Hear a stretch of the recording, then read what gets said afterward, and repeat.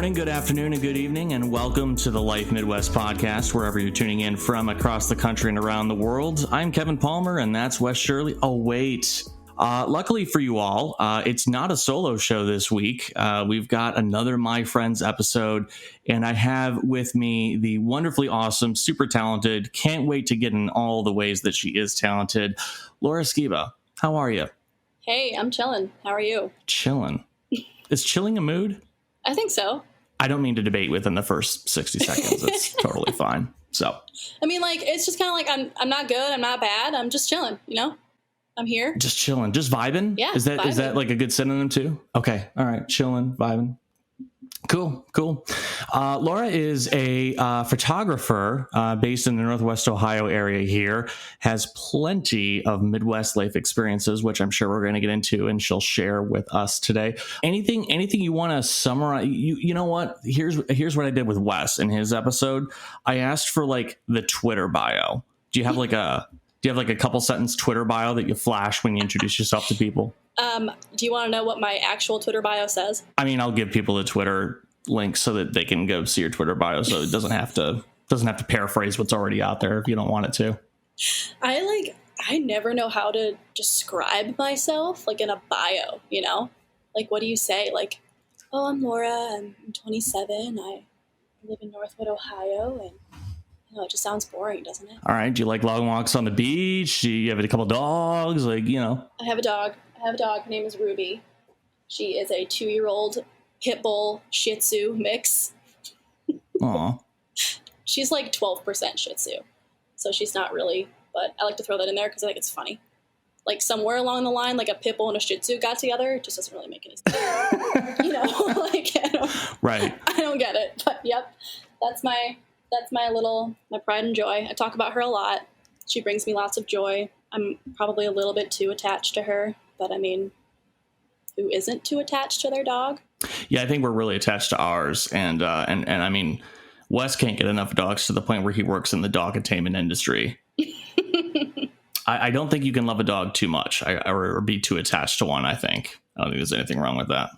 So, hey, when you're not snapping really cute pictures at weddings or couples who newly adopt dogs, what are you doing? Well, my day job, my full-time job, I work as a chemist. That's actually what I'm trained in. That's what I went to school for. We test medical devices, so anything that can be used in the medical industry, like from Band-Aids all the way up to full hip replacements. I test that and I make sure that it's safe for your body. And if it's not, the FDA will probably say, don't use this thing. And if it's safe, they'll be like, yeah, you can use this thing. Let me ask you something. How do you test a hip replacement? Oh, that was a fun one. So it's like the one we got. So the way that they do things in the medical device industry is they think of everything as like a worst case scenario. So this hip replacement we got was like 3 feet long. Like, I don't know what person this was supposed to go in, because I'm not sure if it was a 3-foot long hip, but we had to put it in this like giant glass beaker. It was like a 10-liter size beaker. Yeah, I have to talk in metric because science. But we had to cover it with I think 5 liters of solvent. And you wow. Yeah, you throw that into a incubator. We typically use 50 degrees Celsius. And then we just kind of see what happens. And then I will take what comes off of that hip. They call it they call it extract. And I put that on my instrument and I tell you what's in it. Tell you what came off this giant metal thing and if it will come off in your body and potentially kill you. And that's what I was going to ask. So it's essentially testing out, making sure that you don't have rejections or bad reactions, or testing the likelihood of them. You're not actually triaging them. You're not cutting yourself open and throwing a fake hip in there for a day. And, No, it's the different solvents we use are supposed to mimic different parts of your body.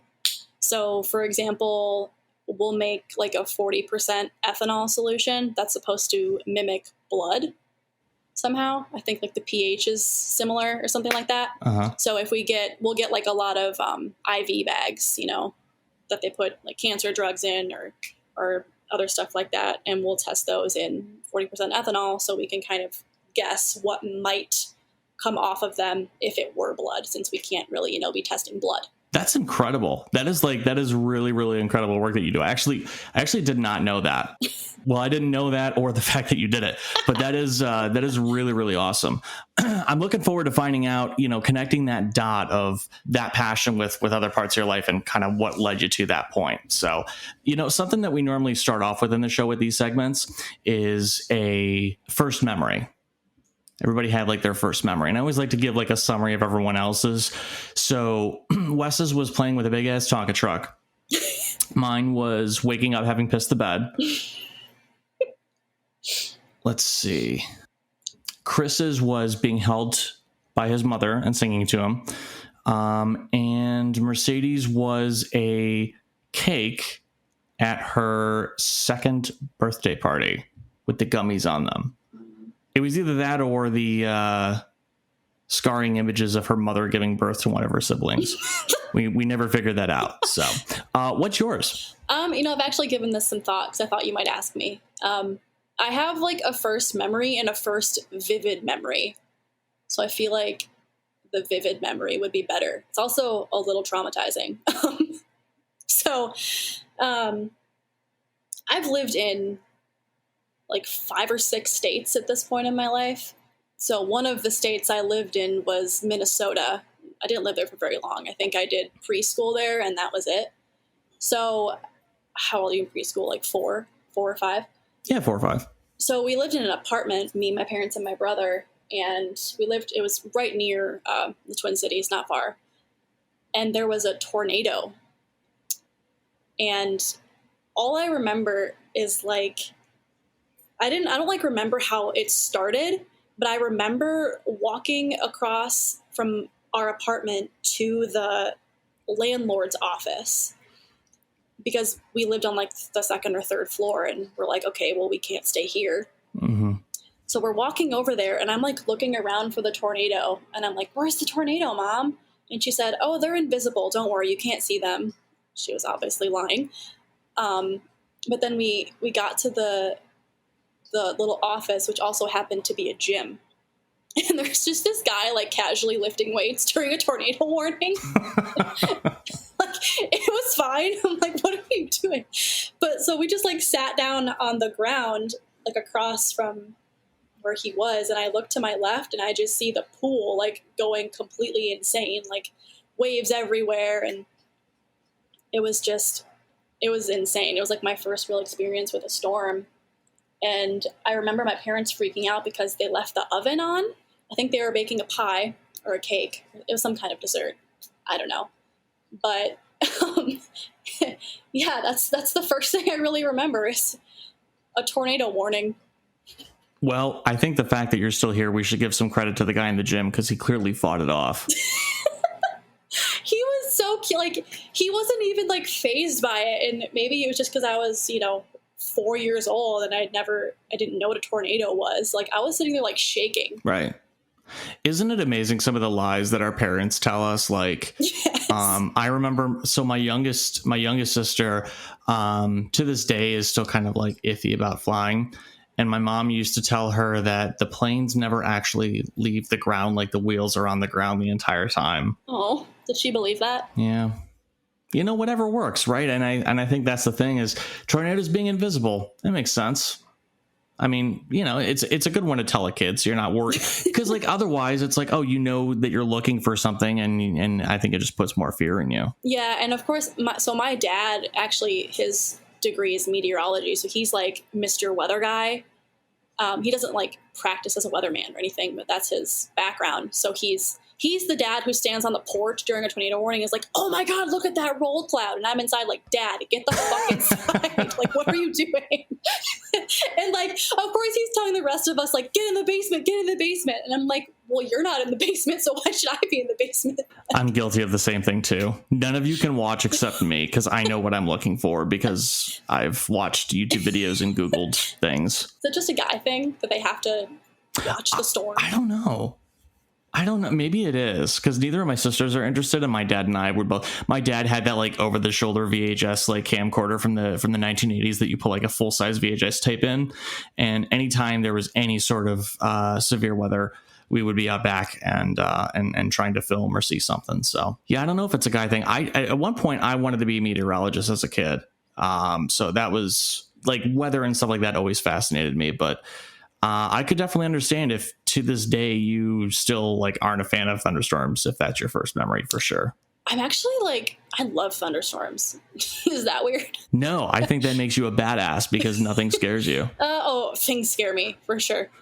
A lot of things scare me. Okay, we'll probably talk about them, but can't wait. So you said you lived in 5 states. Yeah. Give me the quick list, and then if you want to just kind of hit the road with the chronological order and any major events kind of through those 5 states. I actually didn't know this. Yeah, I mean, I don't really remember much of them either. We moved around a ton when I was super young. So my family's originally from northern Wisconsin. My parents met there. My brother was born there. This is something I actually don't tell people. So I'm a little... I was actually born in Indiana. I tell everyone I'm from Wisconsin, but I wasn't born there. My family like briefly moved to Indiana for I think maybe a year, and I just happened to be born during that time. So I don't remember any of it. We didn't stay there very long.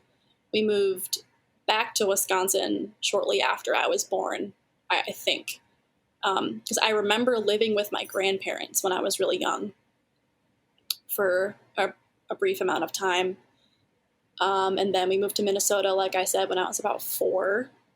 And then we ended up in the Toledo, Ohio area. We've been here, oh gosh. I did kindergarten in Holland, Ohio.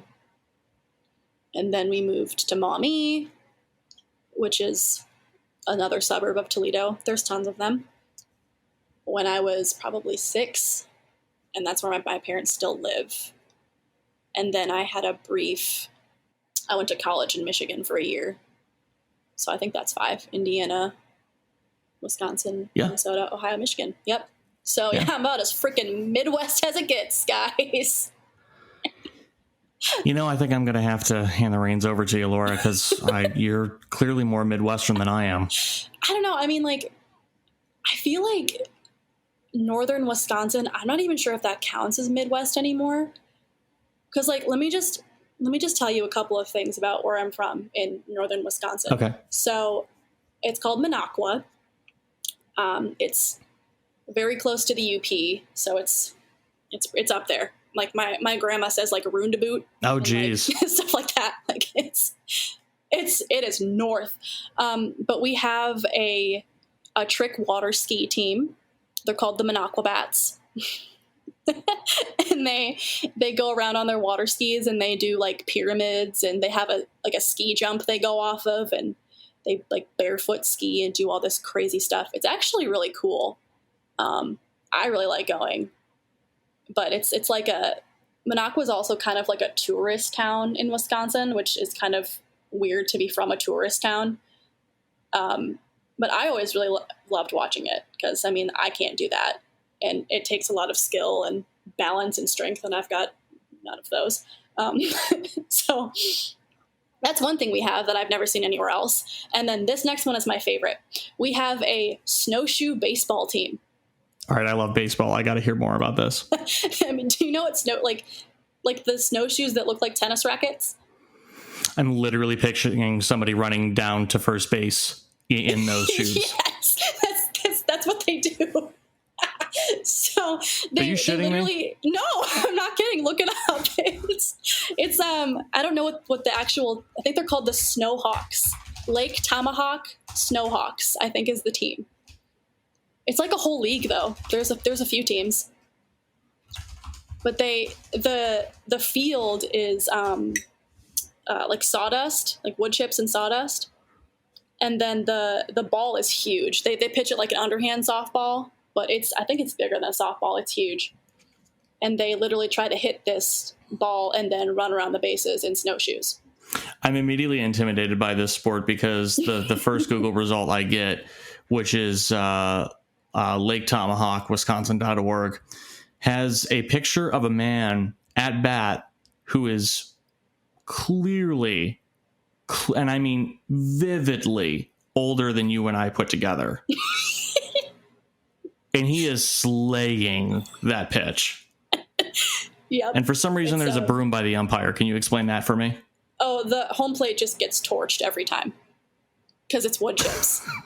So they have to wipe off home plate like every 3 batters. Jeez. Yeah.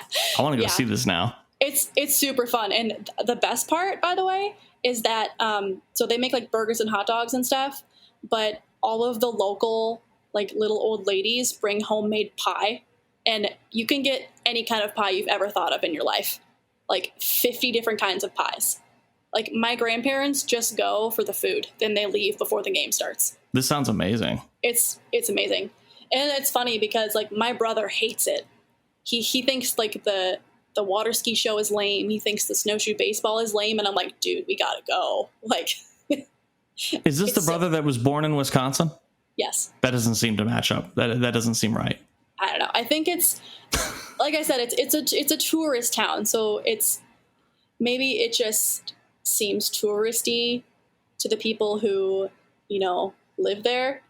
But since we don't live there anymore, I'm like, we got to go to snowshoe baseball. We got to go. Yeah. No, I think it's cool. In fact, looking at the you know what? This is the old game schedule. I was going to say they got a game coming up on the 22nd. We should do a show from there live. You can guest host, do a remote cast for us. Did this not get updated, or I've got a really bad head. Oh, here we go.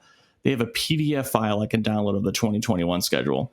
I'm just proud they have a website, to be honest with you, because for the longest time when I went up there wasn't even cell phone service. Like my grandparents still have dial-up. Like you can't. Oh my gosh. It's not. Yeah, it's a little better now. Does it run on fish oil too? Probably. I mean, don't get me wrong. It's beautiful up there. I absolutely love it. It's so peaceful. It's so gorgeous. It's beautiful, but it's a little, there's not a lot of people that live there. So, as an introvert, that's honestly what you should have led with. And I probably would have left this recording and probably just started packing my bags already. So, so you moved to Toledo and it sounds like you were, or Maumee, right? And you were about 6, you said, when that happened? Yeah, something like that. First grade. Talk about your childhood, kindergarten, kind of, the early Laura years. What were those like? Early Laura years. This is a podcast, so you can't see me. So I have red hair, freckles, glasses, and shout out to my orthodontists. I no longer have crooked teeth, but I used to have crooked teeth. So you can imagine how my childhood went. Oh, and I was really smart. So a lot of my early Laura years were just memories of getting made fun of. So that was fun. I can remember kindergarten. Kindergartners aren't really that mean. I think kids get meaner when they get to like 8 years old, maybe. And into like middle school, they're kind of mean. Yeah, I can agree with that. I think children naturally come into this world like loving and curious. I think you have to be taught hate. So I definitely agree with that. Yeah. It's weird. I remember in kindergarten, my teacher, her name is Mrs. Swihart. She would give me special assignments that she wouldn't give the rest of the class because I got them done too quickly. So like on the one hand, I felt like really special and really cool, but it was also really isolating. Yeah. Because like I felt at 5 years old, I was different already, Yeah. Like that just, my parents were so proud and like so impressed and everything. But, I, of course, was like, I just want to be like everyone else. I'm just a kid, So, yeah, I mean, I just kind of they put me in all like those gifted classes when I got older and stuff. So it's just kind of always been somewhat like that. I don't want to say how do you deal with that, but how do you kind of navigate that kind of obstacle? I think we all had our own way of doing that as a kid. Like those of us who were bullied. I mean, I was too, but I think we all have different ways of dealing with it or responding to it. What was yours? As a kid, I don't know, honestly. I mean, it's not like I didn't have friends. Like I had a couple of really good friends. Maybe, I mean, I'm assuming that's how I did it. I remember our first day of kindergarten, I saw this girl. She was obviously very scared because it was her first day of kindergarten. And she was crying and didn't want to leave her mom. So I just kind of went up to her and I was like, hey, we should be friends. And like she automatically stopped crying and like was in a better mood. And we just became like best friends after that. So I had her. And I think that helped a lot just to have like a person that I could trust at that age. Yeah. We still keep in touch now too, which is really cool. But we were really good friends from kindergarten, probably through middle school, we were best friends.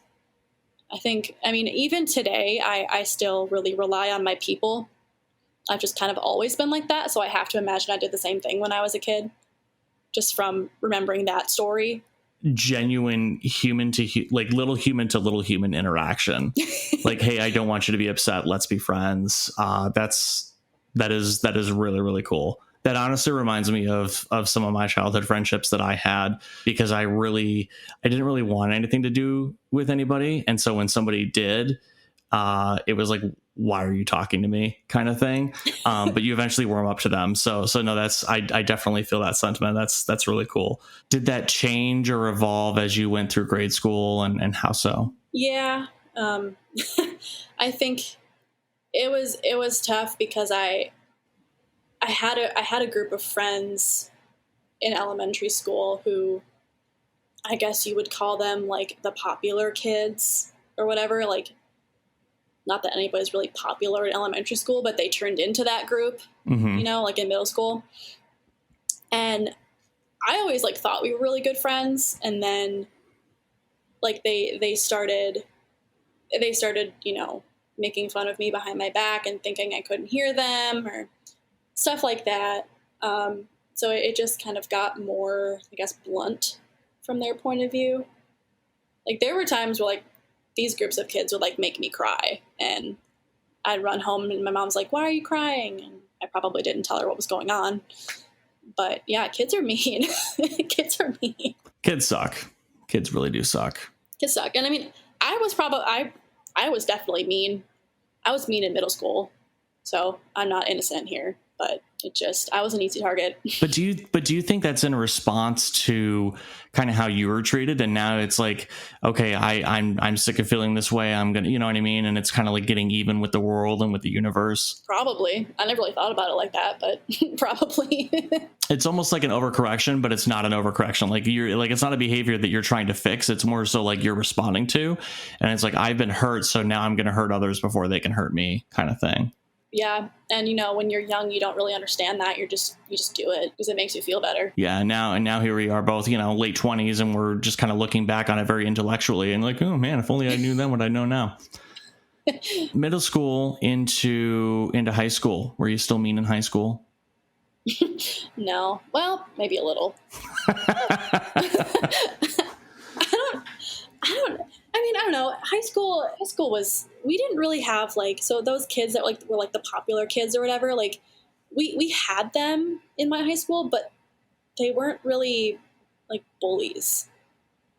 Like they were just pretty, like they didn't really ever like in a lot of those popular, I hate saying that. I wish I could call them something different, but there's for lack of a better word, the popular kids, a good chunk of them were also in those honors classes. So it gave a good bridge between those two groups. So I think that helped a lot, but they were also just genuinely nice people.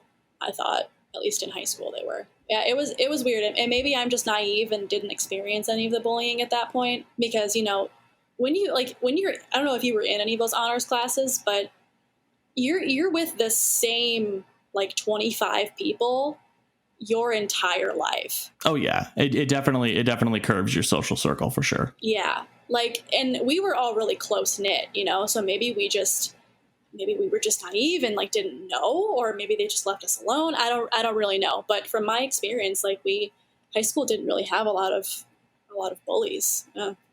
Maybe I was just fortunate. It's interesting that you bring up a good point though, between the link between, you know, the social groups and kind of the, for lack of a better word, academic groups, and how that can be kind of linked. Talk to me a little bit about kind of like home life as you're going through this stage of, you know, from elementary to junior high to high school. Any significance, anything happening there at kind of the foundation of life, daily life there? There's, there was definitely stuff. I don't know how much I want to go into detail. There's just, there's a couple members of my family who struggle with their mental health. And as a teenager, I didn't really fully understand that. You know, when you're a teenager, you just see these people acting a certain way and you take it personally, you know? Yeah. Looking back on it now, like it wasn't all their fault, you know, it just, they had to get the help that they needed. And it was just tough for a few years. I took a lot of like verbal abuse and stuff like that. But I mean, like it sucked. And like my family went through a lot of tough times, but I think it's awesome that the family didn't break up over it in any way. Like my parents are still married, like all four of us still get along, like nobody's excommunicated from the family or anything, which I think that was more significant for me than, you know, the negative stuff. I think seeing my family just stick together as a unit and get through these things, I think that shaped my personality way more, because I'm like the same way. I've always been the power through no matter what. We're going to find a solution. Like, I'm not giving up on you. I'm not giving up on this, whatever it is. Like, even something as simple as like a math problem in school, you know, like I struggled a lot with calculus was really hard for me. So I can just remember staying after school like multiple days a week. Like, no, I'm going to figure this out. Like, I'm not giving up on this. I will figure this out. I mean, I'm even like that now. You know, obviously I'm not doing calculus problems anymore, but in my relationships and even my photography, my job, like I don't give up. Like I'm going to make sure that everything ends up in a positive way, just because I learned that from a young age. So, and it sounds like the situation with your family taught you that. Yeah. And I think that's a big credit to the fact that they ended up sticking together. I think sometimes it's the end result that can be more impactful than what you actually went through. Yeah. And my mother is to this day still the strongest person I know. And her and I are a lot alike too. We're both very emotional and we're both very strong. And I don't know, she's just always been like a big role model for me in that way, I think too, because she handled all of it with so much grace. That's awesome. As a mama's boy, I I know how much you guys love your moms. Yeah. Hell yeah, dude. Moms walk around with an invisible cape around their back. I don't fight me. I don't care who wants to disagree with me on that. That's awesome though. Going back to what you said about you and your mom both, you know, being like very strong, very emotional people. I like how you use the word emotional, because I think there's this stigma, this negative context that the word emotional carries. And I don't think there's anything wrong with that. I don't think there's anything wrong with being emotional. I don't think there's anything wrong with feeling things. And I wish more people felt that way. You know, I kind of beat myself up over that for a long time, like suppressing my own emotions and stuff like that, because I felt like I couldn't express them. But I mean, I don't even care anymore. Like, I will tell anybody how I feel, even if they didn't ask, because you know what? I got to feel it out. I got to talk through it. I got to feel it out. I got to try and explain to myself how I'm feeling, or I'm just going to dwell on it forever. And I don't really care who has anything to say about it. Yeah. And I think sometimes too, you have to tell people how you feel, because maybe that other person wants to know how you're feeling about something, but they're not going to ask you. Yeah. Like never in a million years. And you just kind of have to throw it out there in the open, regardless of what that is. If it's somebody that you can't stand at work, you just tension between somebody, you never know. So it's just, I definitely respect that and definitely agree with that. I think that's something that you have to do. So as far as like suppressing the emotion, that's an interesting thing to me. Where do you think that came from? Like, why do you think you were that way for a moment in time? I think maybe just, a product of like what my family was going through, and maybe I didn't want to be a burden, or maybe we've never really been good about talking to each other. So I think I just kind of thought that was what you were supposed to do, conceal, don't feel. Let it go. Let it go. Sorry. Right on pitch too. Actually, give me a couple more bars there. I'm going to use that coming back from the break. Hell no. Can I get it in the hell no octave that you just... I'm not sure where that came from, so I don't think so. All right, one more time, but with gusto, Laura. Hey, we're gonna take a quick break. I'm gonna coach Laura a little bit on some vocal lessons for coming back. When we do come back, don't know that we'll have a jingle from Laura or not. We're gonna talk more about end of high school, 20s, and where she's at now. Stick around.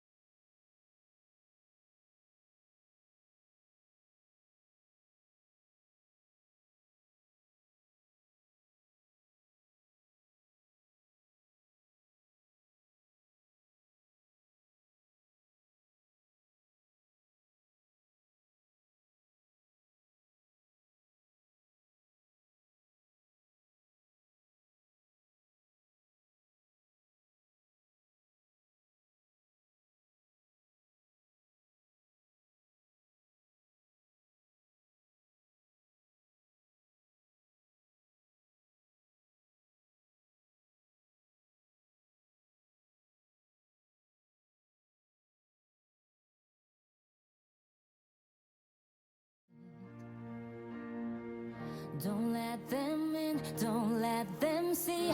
Be the good girl you always have to be. Conceal, don't feel, don't let them know. When out there you know. Let it go, let it go.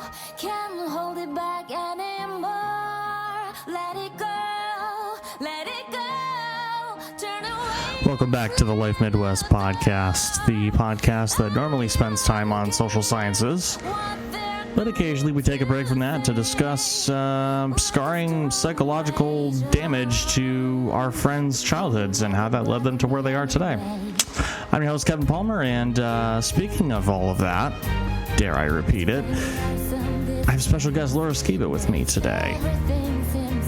Laura's still doing all right? How's things going? I mean, like, it's just kind of like I'm not good, I'm not bad, I'm just chilling, Glad to hear we haven't traumatized you yet. Hey, if you're looking for ways to support us, we do have a Patreon. It's live. I will use all of the money to go back and learn more things about science in school. So appreciate that in advance. Shout out to Derbadoo at the $5 level. Appreciate you, buddy. And let's see here. No new reviews this week. No new emails. You can always reach out to us at all of our major social platforms at The Life Midwest. You can also email us at support@The Life Midwest. We're not there to provide you any support. You can come on the show. Maybe we'll provide you some support then, but it's not actually technical support. So if you're having an issue with something, we are not your people. Maybe we should change that email. What do you think, Laura? I think that's an excellent idea. Yeah. See, I like having Laura here because she disagrees with me, and I feel like Wes, I have to like, I don't know, I have to convince him why I feel the way I do. And Laura's just very go with the flow. Thank you. I try. I think I might have you replace Wes. You want to replace Wes? You snooze, you lose, buddy. Oh man. Hey, so I do have Laura Skebba with us this week on the My Friend series, just talking about life, upbringing, and how it's molded us into the person that we are today. And I actually really wanted to talk more about where photography came into play. Before I don't want to get so far into life and close to where you are now, and kind of lose sight of where the roots of photography came from. Usually that's a pretty embedded passion that you don't just stumble upon, at the age of 27. So talk about that. Yeah. So I think the first time I really had any experience with it was in high school. I was on the yearbook staff, yearbook editor, no big deal. So I they had a nicer camera because we had to take pictures, that were getting published in the yearbook. So it had to be, for lack of a better word, fancy. So I got to kind of play around with that, and I just really enjoyed it. I don't know, it just kind of fell in love with it, and we had a little digital photography elective course you could take as a senior, and I took that and got to learn like the basics of Photoshop, and I just loved it. I had a really good time with it. So I don't know, I never really thought about doing it as a career, though. I kind of told myself that you can't make a career out of that. Like, why would you even try? So I just never really pursued it seriously until after grad school. Honestly, it was when I really started taking it seriously, which I don't really know where that came from, to be honest with you. Like, I went to grad school for chemistry, and then I was like, I think I want to get more into photography. I don't know. It's a strange path I took to get where I am. I pursued chemistry out of almost a moral obligation. And then I just kind of realized the thing that I was the most passionate about was actually still photography. So I started my business, officially filed my LLC in 2020, but I've been taking paid shoots since, I want to say, 2017, 2018. So I've just kind of been trying to see where I can take it since then, and it's been going well. Last year, despite COVID, was my best year ever, so I'm grateful for that. It kind of, honestly, I think the quarantine really just gave me time to focus on it and really decide, like, hey, if you're going to do this, do it. You've got all of this time, like, why don't you just take all of this extra time you've got at home and do something with it? So I kind of dove in, and here I am. What a great story! Because really, if you think about it, I think that the pandemic has had life go one of two ways for people, and I think they either end up evaluating like, oh man, I've invested so much time into these things that I hate and I don't even like my life, or there's this perfect storm that you have of, I don't give up on things. I'm going to figure things out. I'm going to, and I think there's a key part of that personality that goes into, finding passions and continuing your passions and not letting go of those, no matter how difficult or busy or consuming life may get. You make it even more bold and larger than what it was before, and you just have this beautiful creation in front of you that is your passion of photography, which is incredible work, by the way. Thank you. I'm really looking forward to. I'm obviously going to get the link to your website on our podcast description. So if anyone wants to check out Laura's work, you can. Ashley and I have personally had some work done by her, but and even shot at my best friend's wedding. Just some really, really phenomenal moments captured. And I think you have to have the eye for that. But I think you have to have the heart for that too. I think you have to know a moment when you see it. I think anyone can snap a picture, but I think, knowing when to do it and how to do it, I think that's what makes what you do not only so great, but why you're so good at it. Well, thank you. That was really sweet.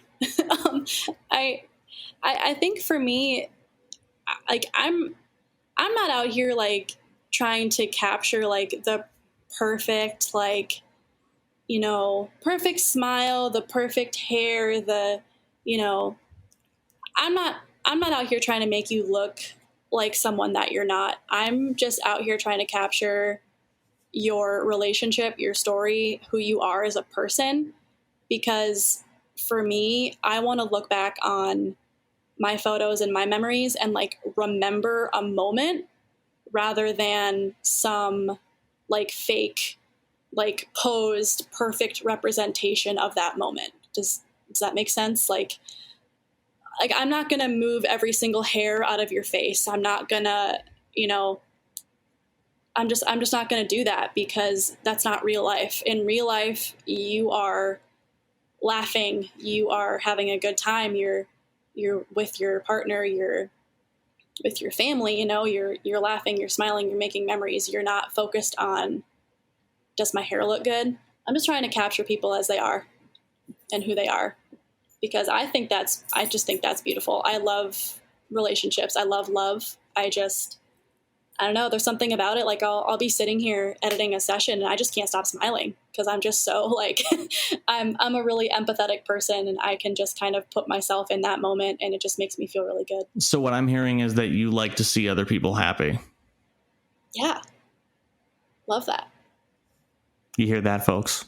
Take some notes. Take some notes from Laura here. It's okay to be happy for other people. It makes you feel really good too. Yeah, I feel like there's so many people in life, like even in our generation, where it's just this competition of like, okay, here's where I'm at. Where's Laura at? What's she doing? Okay, I got to be further. I got to be further along than her. You know what I mean? I just feel like there's so many people who are caught up in that, and rather than just like living and loving and being who they are and doing what they want to do. Yeah, I think social media is to blame for some of that, which, as a photographer, obviously I have to be pretty active on social media, and I try really hard not to, only include those perfect little highlights, because again, like I said before, that's not real life either. I'm pretty open about my struggles and what's going on in my life and everything, just because like I can't expect my couples, my clients to be vulnerable if I don't do the same thing. Yeah. Yeah. Speaking of struggles, let's segue into let's segue into our 20s. And the reason why I say that is because I feel like a lot of us, me especially, we go through childhood, we go through teenage years, we go through adolescence, right? And I feel like it happens in our early 20s, like 21, 22, 23. We get to this point where we're at a certain spot in our life and we're just like, oh, that's it. And usually that kind of triggers a lot of self-propelling moments, not do or die moments. That sounds too dramatic, but a lot of fork in the road scenarios. Did you have those types of scenarios that you wanted to share, talk about, big decisions you had to make, struggles you went through in your 20s? Dang, Kevin. I know that's a loaded question. I know we can take it one chapter at a time if you want. I've got plenty of time. No, I mean, it's not. I think a lot of people can probably relate with. There was really only, one life-changing thing that happened in my 20s. It actually happened about a year ago. I just, to boil it down, I spent 5 years with a person who wasn't right for me. And they may have been right for me at the beginning. I mean, I was 22 when I met this person, something like that, early 20s. And, a lot happens between 21 and 26. Yeah. It just is what it is, and I think you learn a lot about yourself in that time, but also being with someone all of that time, you kind of learn things that you might not learn on your own. So it just kind of, and I have absolutely like no hard feelings towards this person. And he knows that. And, we both made a lot of mistakes in that relationship. And I try to focus on, what came out of it and, the tools it gave me for where I'm at now. Took a lot of courage and a lot of humility to even realize that it was time to leave that situation. And I think we would both say that. I think, there were just situations for both of us that we just didn't, we weren't right together anymore. And that's hard to accept when you're with someone for that long. Yeah. But we're both in much better places, I think. I don't really, obviously, like, he and I, like, we're not friends, but we don't, like, hate each other. So I at least know I'm better off. Let's just talk about, I know that I'm better off, and I hope that he's better off. I guess I don't really know. I think that he's better off without me, so I hope that that's what happened. I think we brought out the worst in each other is what it came down to. And it sucked when it was happening, but I'm glad that I know what my worst is. Like, I'm kind of glad that side of me came out. And it's not like I did anything that I didn't do anything horrendous. I became someone I didn't like. Mm-hmm. My personality just wasn't, those things that I talked about before just kind of disappeared for a little bit. And I just kind of fell into someone else's view of what a relationship should be versus what I actually wanted. And I think I was just too afraid to say that for a long time.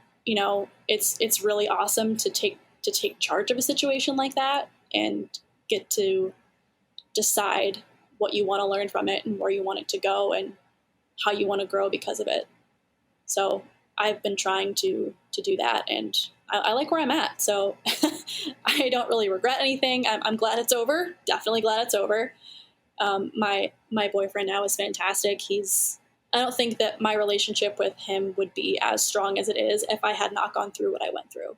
So I'm grateful for that. And you got to find something when things like that happen. So I try to focus on those positive things, I guess.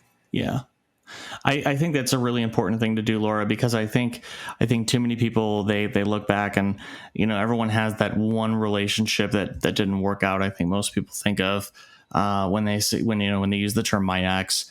And I think, it's a mistake to look at something as a waste of time, because I think you learn a lot about yourself and what you want out of life from that.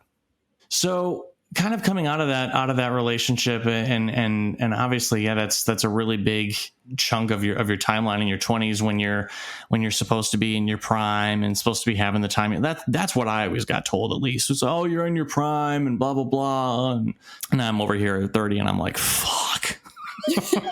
See, what do people mean when they say that? Prime of your life. What does that mean? Has anybody ever actually said what that means? I don't know. Because it just felt like, to me, it felt like a decade of not knowing what the fuck I was doing and just kind of shooting from the hip. Yeah. And then you use social media to make it look like you have it all glued together. I feel like your 20s are so weird because in your 20s, you can be in so many different phases of life. Like, there are people I know who didn't go to college, are still like, they're a bartender or they're doing whatever and they love it, and that's great. But then there are these people, like one of my friends from high school is defending his doctorate thesis in a couple of months, and they're the same age, these two people I'm talking about, and they're both equally happy. So what does the prime of your life actually mean? Does it just mean like you're doing what you love to do? Like, there are people in their 20s who have 3 kids, or people in their 20s who have no kids. Like, there's just so many different places I feel like you can be that I don't know what that means. It really is insane, isn't it? Because I think even if you I think dating in your 20s too is really interesting to kind of bounce off that, because of people being in so many different spaces of life potentially, within the first 30 seconds, you can be like, oh, holy shit, this person and I have no life aspirations in common. And then you can talk to the same person who was born the same day, the same time. And you might go, holy shit, I could be talking to my soulmate and I have no idea. I think that's really, it's a really stunning concept. And I don't think that really equivocates to being in your prime. I think boomers are just really bad at saying they don't know what they're talking about, so they make shit up for us. Isn't that funny though? Because like we're gonna be saying the same thing about some other generation someday, aren't we? Yeah, we're gonna be talking to somebody. Oh, you're just a baby. Exactly. You don't even know. You don't even know what skinny jeans are. You didn't have an emo phase.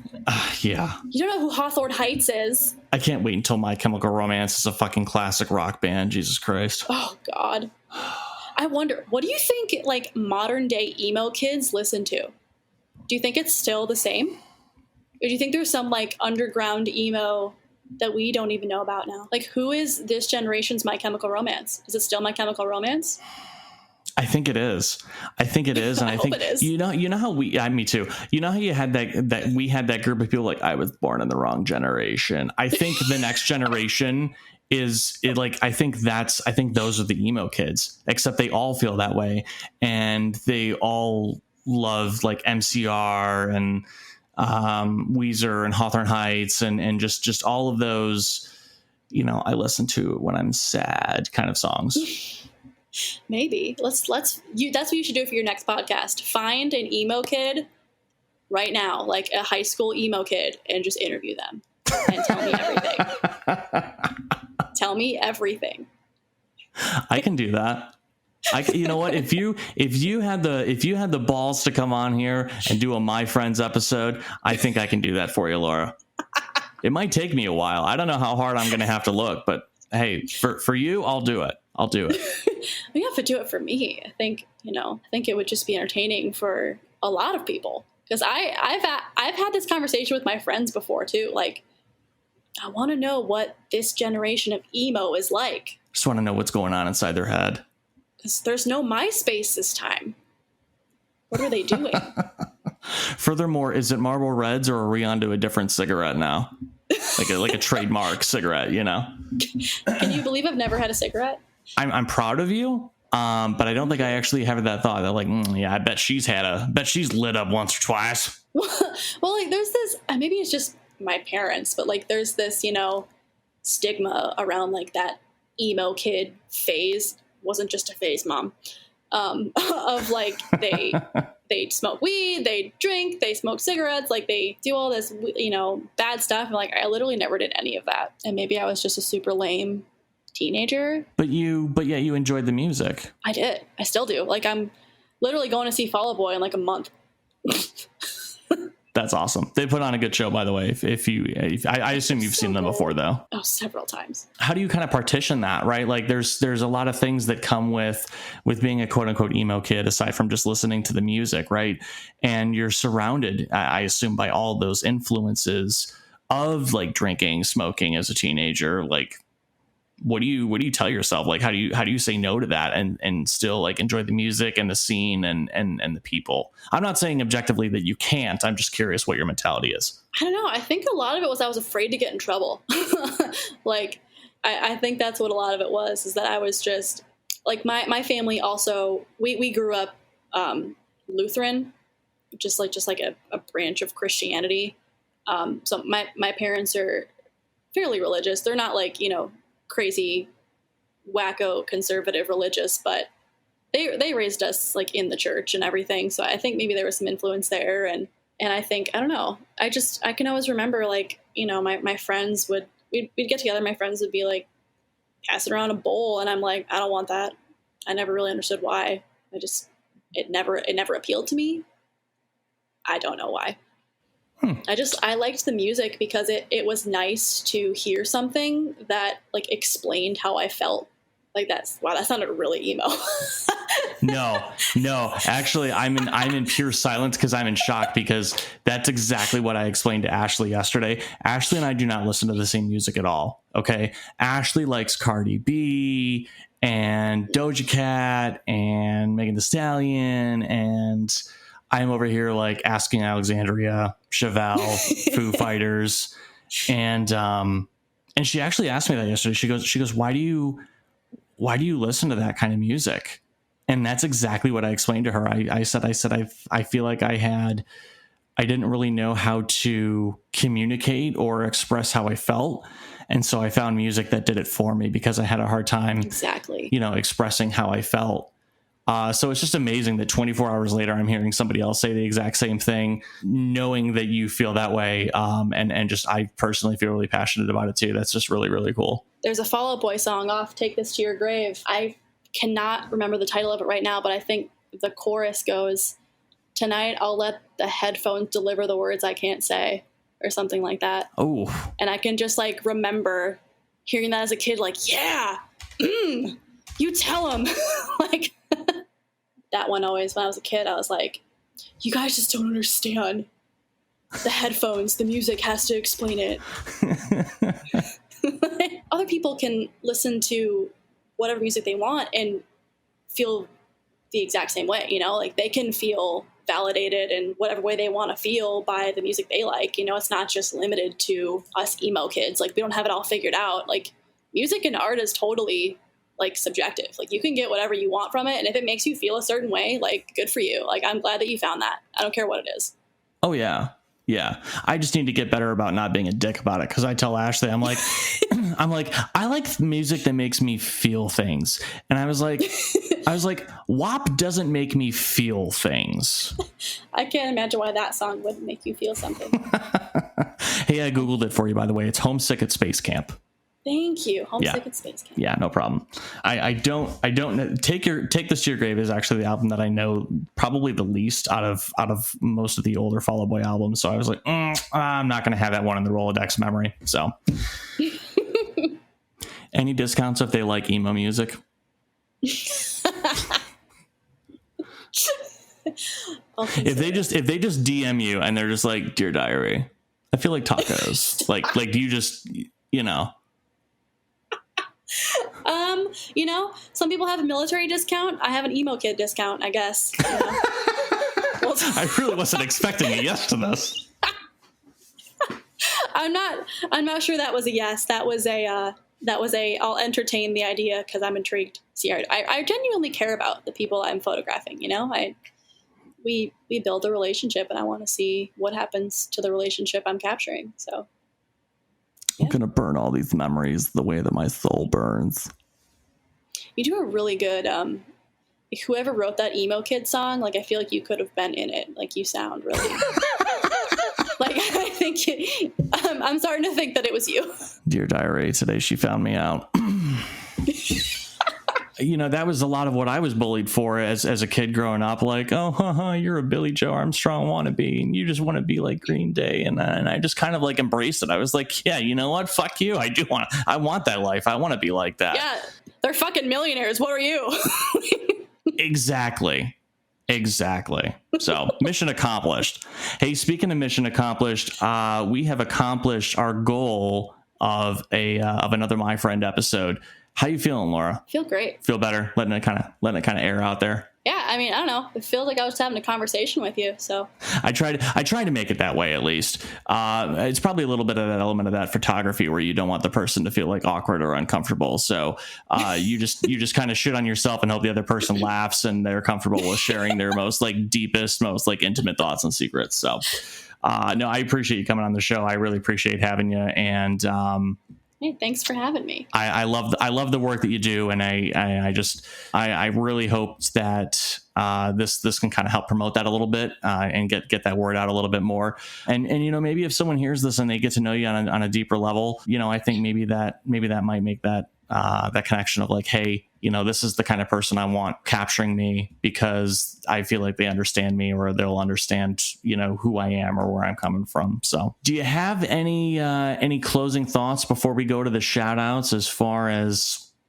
general life advice or mistakes you don't want, you know, the up and coming emo generation to make, etc.? You know, I've always said I have two life rules. Number 1, work hard. And number 2, be nice. Those are the keys to life. All right, folks, before we get out of here, you know what time it is. It's the shout out time. My list is pretty short this week. I want to shout out West Shirley. I also want to give a shout out to the town of Lake Tomahawk Snowshoe baseball team. Really looking forward to eventually seeing a game. I don't know if that guy on the main page is still playing, but if he is, I want to see him play for sure. I also want to give a shout out to the Minocqua Bats, because that just rolls off the tongue so eloquently, and it just makes me want to be, I don't know, it just makes me want to say that I'm like a group. I don't know, not a groupie. Groupies have a bad rap. You know what I mean, though, right, Laura? You're a fanboy. I'm a fan. You know what? That's right. I'm a fanboy. It's not just a phase, Mom. They're going places. Who do you want to shout out, Laura? What you got? I'd like to shout out that guy who was lifting weights during that tornado. I hope that you got swole and you punched future tornadoes, and hope that you're doing well. That's great. I don't know how you're going to top that. You got any others? I was going to shout out my mom. I feel like you guys shout out your moms, so I want to shout out my mom. She's great. She loves me a lot, and I probably am not as good of a daughter as I should be, so I just want her to know that I love her and that I learned a lot from her and that I still look up to her, and I will never stop needing her. I was going to shout out my my art teacher from high school, but... Yeah, go if you want to.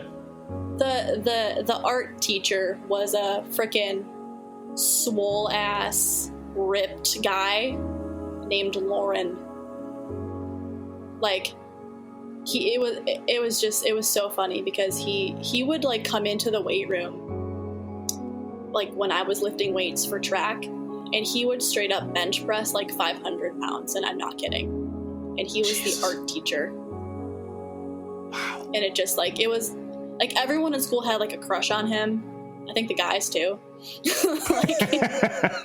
like everyone, like the guys were jealous of his muscles and the girls just thought he was hot. But I just always thought it was funny and ironic that Lauren Berkey, the art teacher, was swole as can be. Maybe he was the guy lifting weights in the tornado. I guess we don't know. He's been there the whole time. She's got a good heart. She knows a swole person when she sees one. All right, folks. Don't forget to call your mom, and we'll see you next week. Do we want to try to do this like at the exact same time? I think that'd be cool. If you think we can? I think we can. Okay. We're two people who don't give up on things. I think we can do it. Okay, so you see the timestamp at the top there? Yeah. Okay, so we're going to do it at 25 seconds. Okay. Okay.